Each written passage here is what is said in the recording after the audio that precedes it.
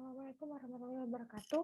Kali ini Ibu akan menjelaskan pembahasan mengenai PH bab 3, usaha, materi usaha dan energi dan juga pesawat sederhana.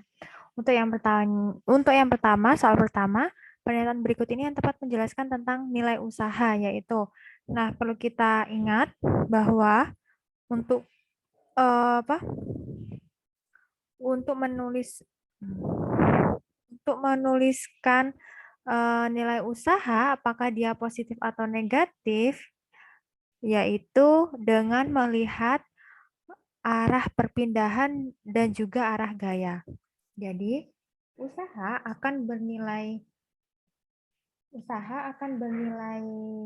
ini W, dia akan bernilai positif apabila F-nya itu searah dengan arah perpindahannya, itu ya S-nya.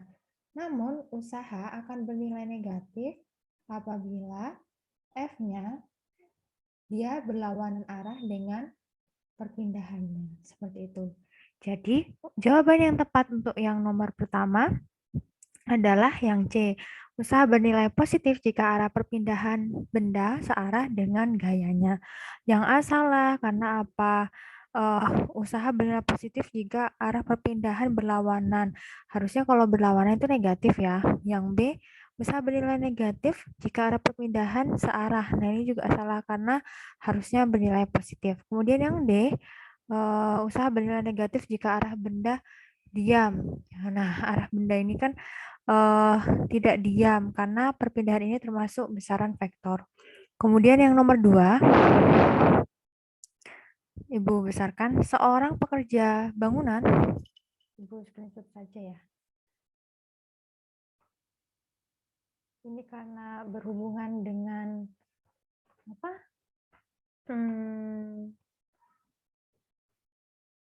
Perhitungan. Seorang pekerja bangunan melemparkan batu bata 1 kilo kepada kedua temannya yang ada di atap gedung. Jika ketinggian teman pertama 5 meter dan teman kedua 15 meter, perbandingan usaha yang dilakukan pekerja sebesar, berarti kita harus cari tahu dulu perbandingan usaha yang dilakukan pekerja. Jadi kita tulis yang diketahuinya di sini apa? Yang diketahuinya ingat ada ini, batu bata 1 kilo. Berarti apa? Berarti M-nya sama dengan 1 kilo. Gitu. Kemudian yang diketahui yang kedua apa? Ini ketinggian teman pertama 5 meter, sedangkan ketinggian teman yang kedua itu 15 meter. Berarti H1 itu sama dengan 5 meter, sedangkan H2 itu sama dengan 15 meter. Nah, yang ditanyakan apa? Oh ya, G-nya jangan lupa, kecepatan gravitasi, yaitu 10 meter per second kuadrat. Yang ditanyakan adalah perbandingan usaha yang dilakukan pekerja. Berarti W1 usaha yang dilakukan teman pertama dibanding dengan usaha yang dilakukan teman kedua itu berapa gitu.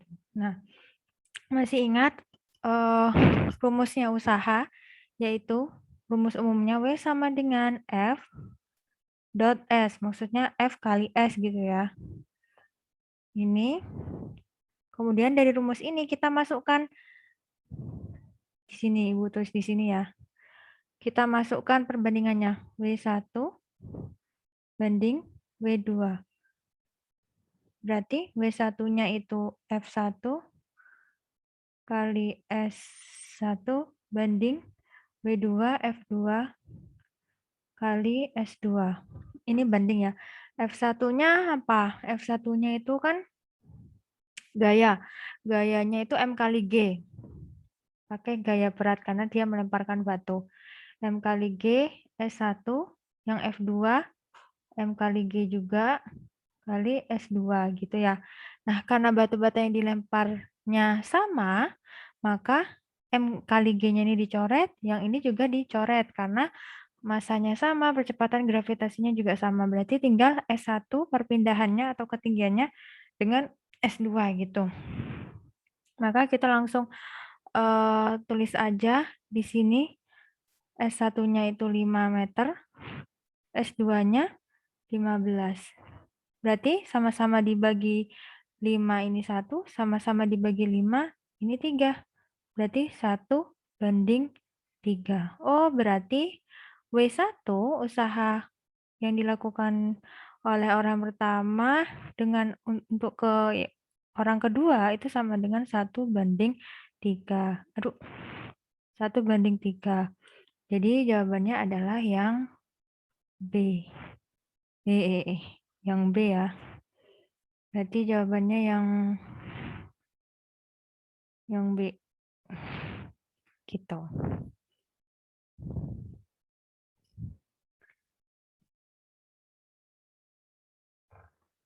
Oke, kita lanjut ke soal yang nomor 3. Jadi soal nomor 3 ini, Citra sedang berolahraga lari dengan mengeluarkan gaya sebesar 100 Newton. Berarti gayanya di sini sebesar 100 Newton. Jika usaha yang dikeluarkan Fitrah selama lari sebesar 7.500 Joule, maka jarak ditempuhnya sejauh. Nah, berarti di sini yang kita tulis yang diketahuinya, yaitu F sama dengan 100 Newton.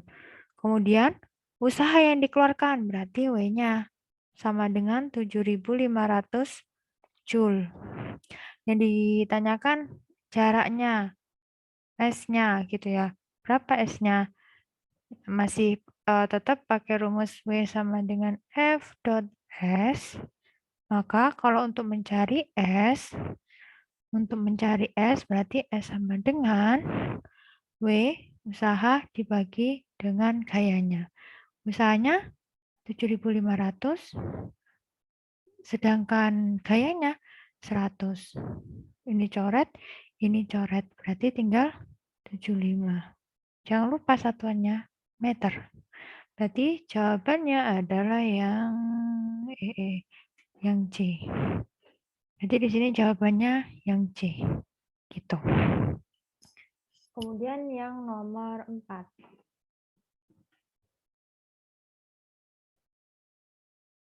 Ibu screenshot dulu. Pertanyaan yang nomor 4.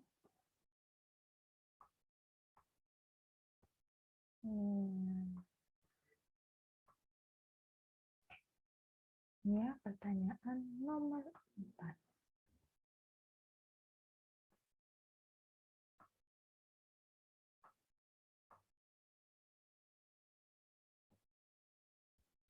Oke, jadi pertanyaan nomor 4. Dimas ingin menarik kotak kayu seperti gambar di bawah ini. Jika kotak kayu berpindah sejauh 8 meter, usaha yang dilakukan Dimas sebesar, nah di sini sudah diketahui cos 60 derajat itu sama dengan setengah gitu. Nah ini menarik kayunya itu enggak pada umumnya. Jadi kalau menarik itu kalau ini ada balok, kemudian di sini ada sudut, ditarik kan soalnya. Di sini tuh 60 derajat. Sudutnya membentuk sudut 60 derajat. Bagaimana untuk mengukur usahanya? Berarti kita pakai rumus yang ada kosinusnya. Gitu ya. Nah, karena kalau narik itu kan lebih ke arah sumbu X, bukan ke arah sumbu Y. Masih ingat sumbu X sama sumbu Y ya? Jadi ini di sini sumbu Y, di sini sumbu X, kemudian nariknya itu ke sini. Gitu, ini 60 derajat. Berarti kalau di sini 60 derajat, kalau narik itu kan pasti ke sini, ke kanan. Nggak mungkin toh narik ke atas. Itu kalau nariknya ke atas itu bukan narik namanya, tapi diangkat. Oke. Nah, jadi kita arahkan ke ini, ke arah sumbu X, maka untuk mengarah ke sumbu X, dia cos atau sin. Kalau sin itu kan ini. Kalau sin itu kan misalnya ini A, ini B, ini C. Kalau sin itu kan A per C. Kalau sin dia kan A per C. Kalau cos, dia B per C. Kalau tan, dia A per B. Karena yang ditarik ke arah sumbu X, berarti kita mengambil yang cos. Ini. B per C gitu. Kalau misalnya cosnya nggak diketahui, kita pakai B per C. Tapi kalau misalnya cosnya diketahui, berarti kita langsung pakai cosnya saja. Berarti tetap pakai W sama dengan F dot S, rumus umumnya. Hanya saja F-nya ini Fx ya. Fx. Berarti W sama dengan Fx-nya itu sama dengan F cos theta.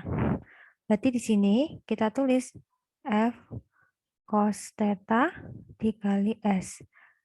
F-nya berapa? F-nya di sini 150.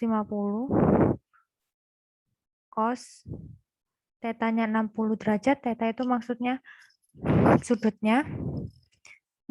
Kemudian S-nya dia berpindah sejauh 8. Habis itu karena diketahui cos dari 60 itu setengah, kita tulis aja setengah dikali 8. Ini coret, ini 4.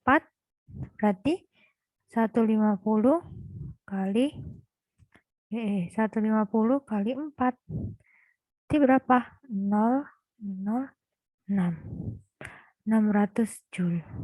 Berarti usahanya adalah 600 Joule atau jawabannya A. Itu ya. Jadi jawabannya yang ini. Yang A, paham ya?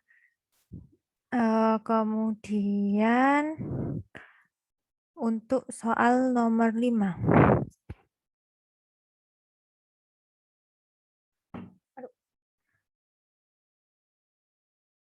Untuk soal nomor 5 ini, perhatikan sistem katrol di bawah ini. Jika F adalah gaya kuasa dan W adalah gaya beban, persamaan yang tepat dari keduanya yaitu, ingat, untuk mengukur ini kan katrol apa namanya? Katrol takal ya. Jadi ini jenisnya katrol takal di mana dia itu merupakan perpaduan antara katrol bebas dan juga katrol tetap gitu. Jadi masih ingat ya, katrol bebas atau katrol bergerak dengan katrol tetap atau katrol tunggal namanya. Nah, jadi apa namanya? Untuk mencari berapa F-nya, kita tinggal menghitung berapa banyak panjang talinya. Ingat, tali pada gaya kuasa itu nggak dihitung. Gitu. Berarti di sini kita tinggal menghitung saja F sama dengan panjang talinya. Apa panjang talinya? Banyaknya tali. Ini ada 1, 2, ini 3, ini 4. Gitu ya. Ada 4. Berarti F sama dengan 1 per 4 W. Gitu. Jadi tinggal dihitungnya seperti itu saja. Jadi jawabannya adalah yang D. Untuk yang nomor 5. Semudah itu ya, semudah itu. Jadi nggak usah dipikir yang rumit-rumit. Yang rumit-rumit, rumet-rumet. Kemudian untuk yang nomor 6. Pernyataan yang tepat terkait pengungkit ditentukan oleh angka. Pertama, jika panjang lengan kuasa dan lengan beban sama, gaya ungkit lebih besar dibanding berat benda. Jadi kalau misalnya lengan kuasa itu sama dan lengan beban sama, maka gaya ungkit lebih besar dibanding berat benda. Ini kita masukkan persamaan ini ya, kesetimbangan. Sebentar, Ibu copy dulu ininya. Apa itu persamaan kesetimbangan? Persamaan yang kemarin yang sudah kita pelajari, yaitu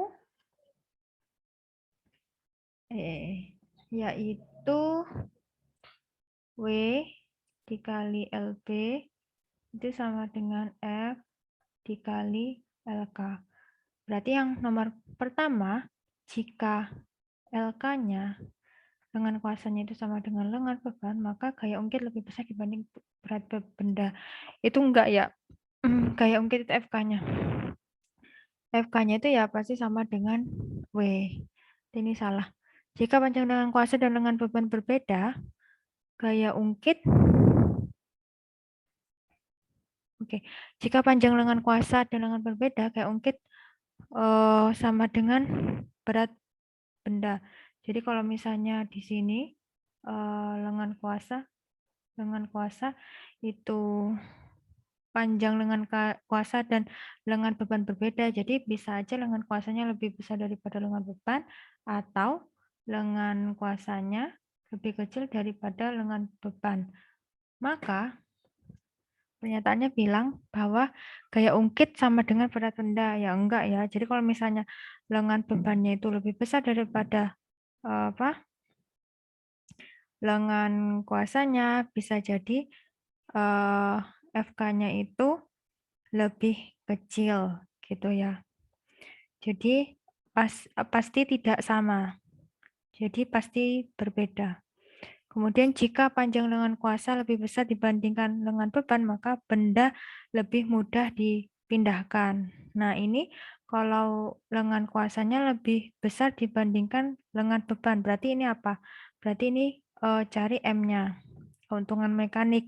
Keuntungan mekanik pada pengungkit atau pada tuas, rumusnya apa kemarin? Rumusnya masih ingat W dibagi F ya. Jadi M sama dengan W per F. Kalau panjang lengan atau ini lengan kuasanya yang diketahui. Atau bisa pakai rumus lengan kuasa dibagi lengan beban. Lengan kuasa dibagi lengan beban. Kalau panjang lengan kuasanya lebih besar dibanding lengan beban, berarti M-nya lebih besar dong. Nah, berarti kalau M-nya lebih besar, dia lebih mudah dipindahkan atau tidak? Jadi kalau misalnya M-nya makin besar beban, maka beban yang dapat diangkat oleh gaya itu makin besar keuntungan mekaniknya.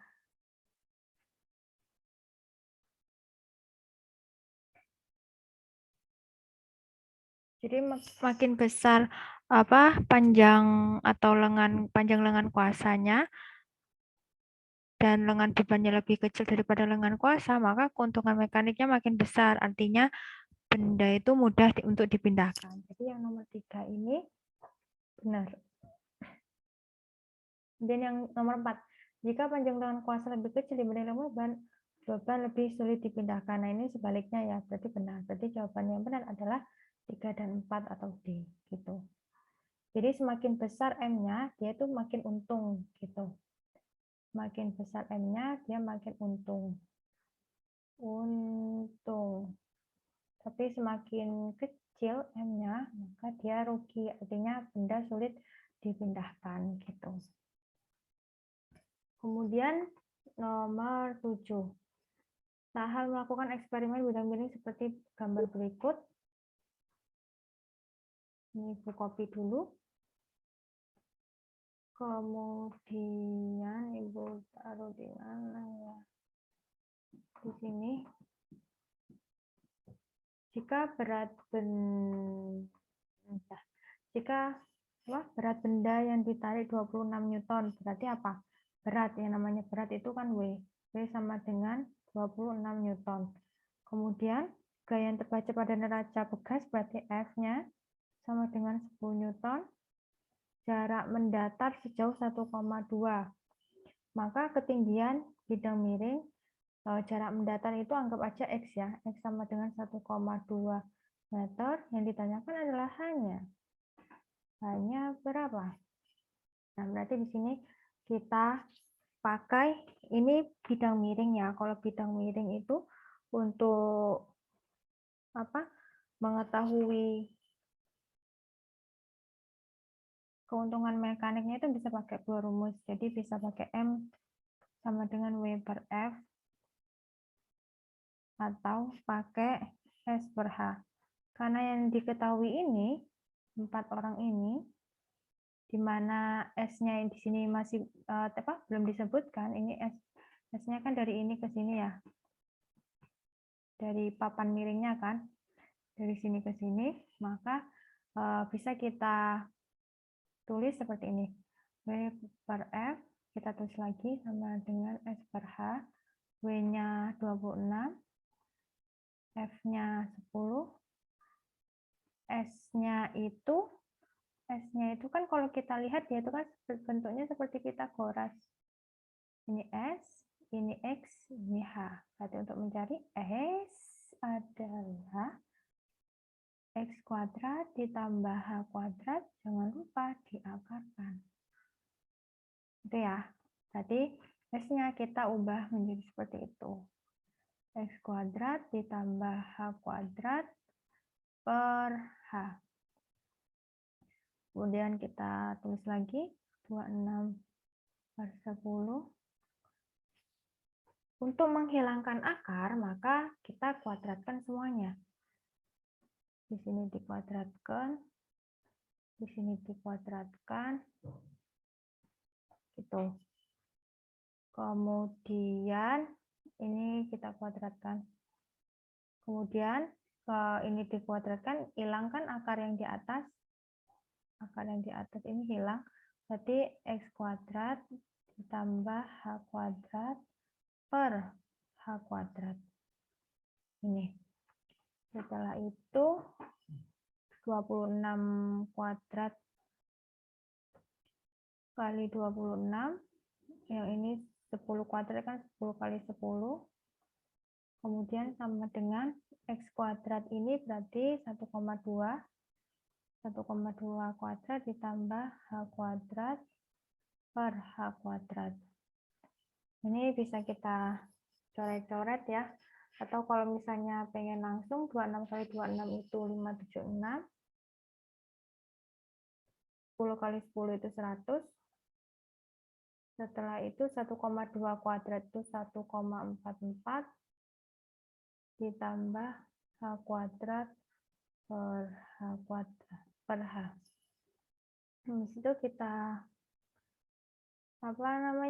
kita tulis lagi. Ini 576 mana? Oke, di sini berarti 576 kali H sama dengan, kita geser dulu.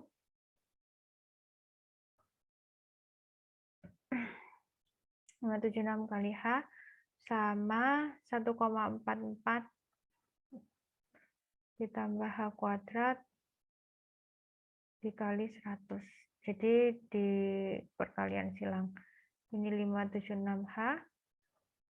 Yang ini 144 ditambah 100H kuadrat.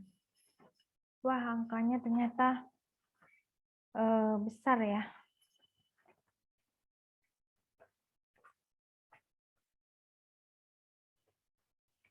Angkanya besar sekali. Setelah ini bisa sama-sama dibagi berapa?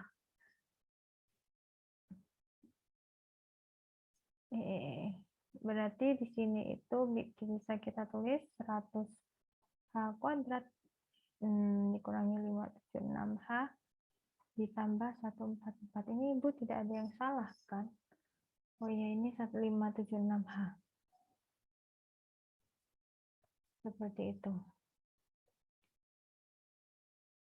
26 gayanya 10. Di situ S per H.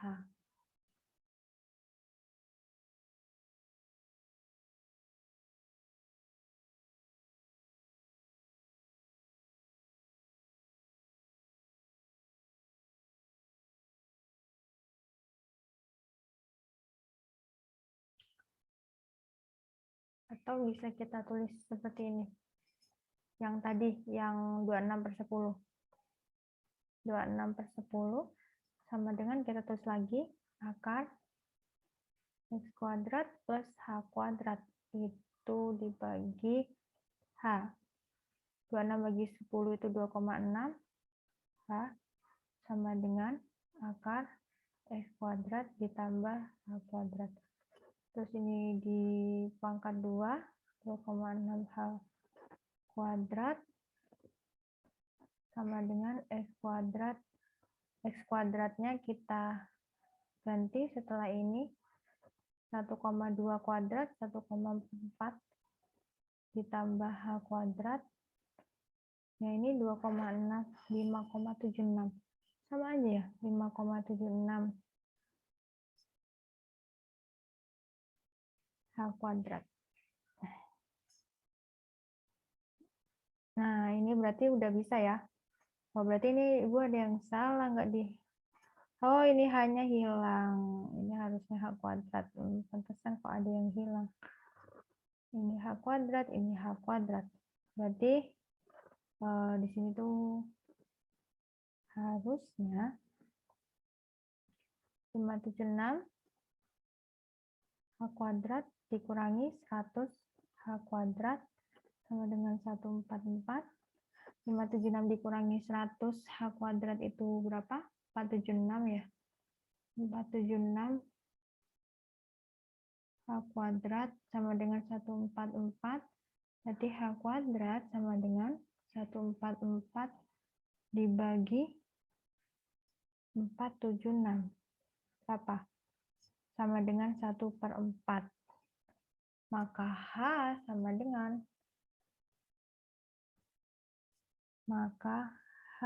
dengan akar dari 1/4, yaitu setengah atau 0,5. Sama dengan 0,5 meter.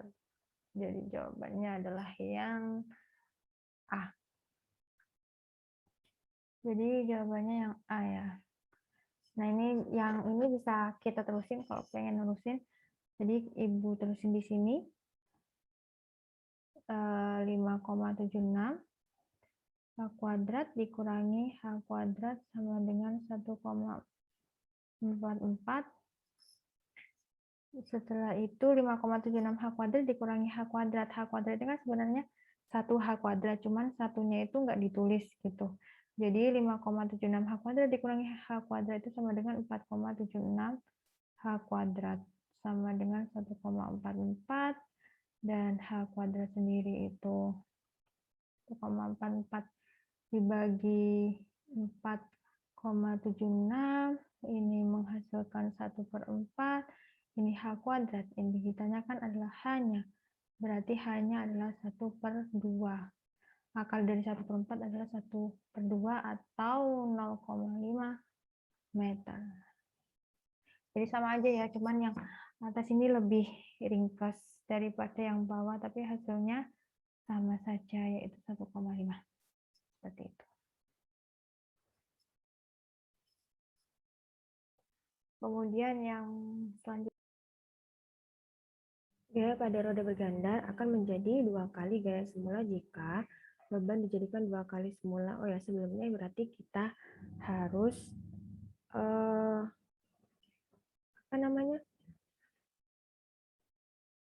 membandingkan berarti ya. Jadi membandingkan sebelum dan sesudah. Sebelumnya kita tahu bahwa M itu sama dengan R besar, jari-jari roda dibagi jari-jari gandar. Nah, kalau misalnya kita pengen yang sebelum dan sesudahnya itu berbeda, berarti kita melakukan perbandingan sebelum dan sesudah menggunakan rumus ini. Jadi kita anggap M1 itu sama dengan M2. Kemudian untuk pilihan yang A, beban dijadikan 2 kali semula jari-jari roda.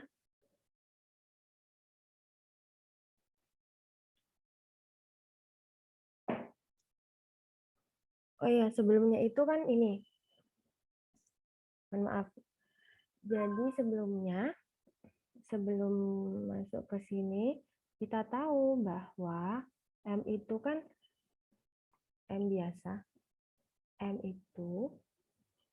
itu sama dengan diganti pen. Harus pilih. M itu sama dengan W per F gitu. Nah, berarti M-nya ini R per R kecil sama dengan W per F. Kemudian kita bandingkan sebelum dan sesudah pakai rumus ini.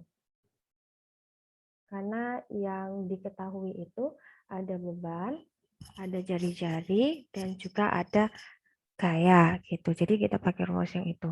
Nah, untuk pilihan yang A, beban dijadikan 2 kali semula. Berarti bebannya itu 2 kali semula.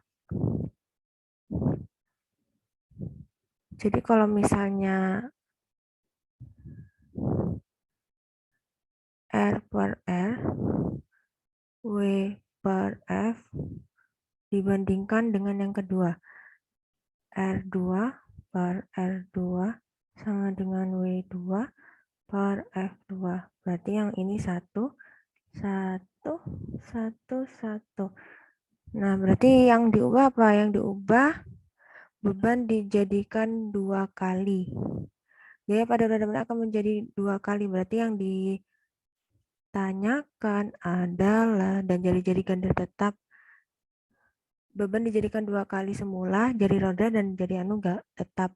Berarti yang ini R1, R1, R2-nya tetap, berarti sama seperti R1. Kemudian W-nya ini tetap. Kemudian beban dijadikan 2 kali semula, berarti 2W1, yang W2-nya, terus F2-nya. F2, berarti ini coret, ini coret, ini coret, ini coret. Berarti tinggal apa ini? Tinggal 1 sama dengan 1 per F1 per 2 per F2. Jadi kalau kita tarik ke sana, 2 per F2 sama dengan 1 per F1. Maka 2F1 sama dengan F2. Berarti kalau yang A, ketika beban dijadikan 2 kali semula, maka gayanya menjadi 2 kalinya juga. Gitu, 2 kali semula. Berarti yang A benar. Ya, tapi jari rodanya itu enggak diubah gitu. Jadi cara menghitungnya seperti ini. Kemudian kita coba pilihan yang B, yaitu jika beban tetap bebannya tetap, jari-jari rodanya dijadikan 2 kali, jari-jari gandarnya juga dijadikan 2 kali. Berarti di sini R1 per R1 sama dengan W1 per F1. Ini berarti R2-nya dijadikan 2 kali. 2 kali R1 per 2 kali R1 kecil. Ini W-nya tetap, W2-nya tetap, berarti sama dengan W1. Ini F2. Berarti ini coret, ini R1 ini coret, R1 kecil ini juga coret.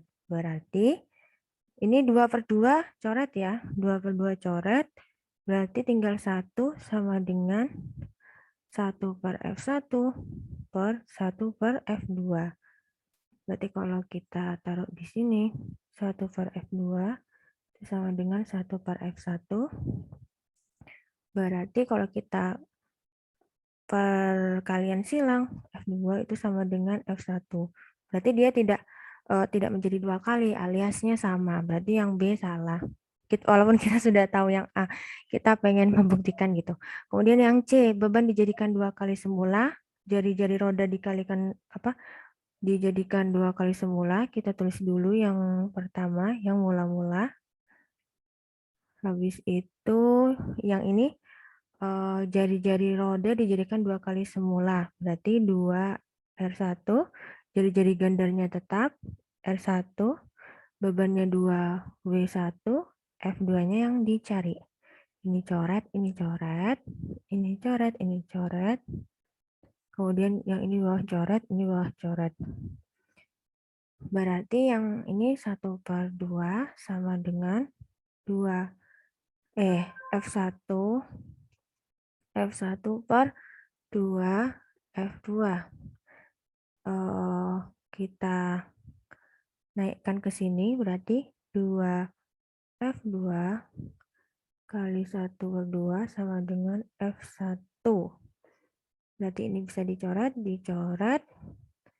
Kemudian 1/F1 kita pindah sama dengan F2.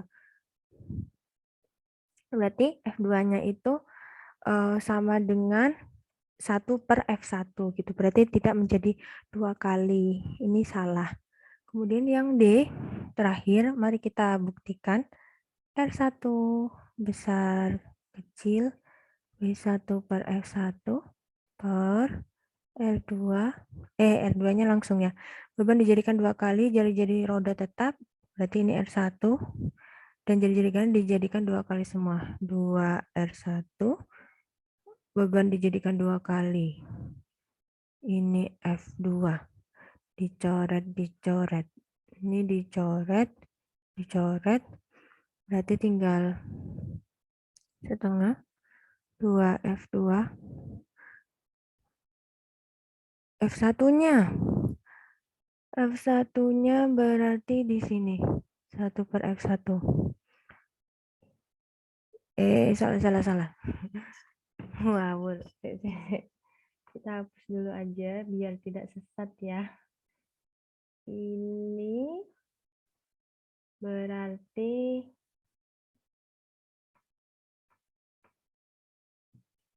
kita tulis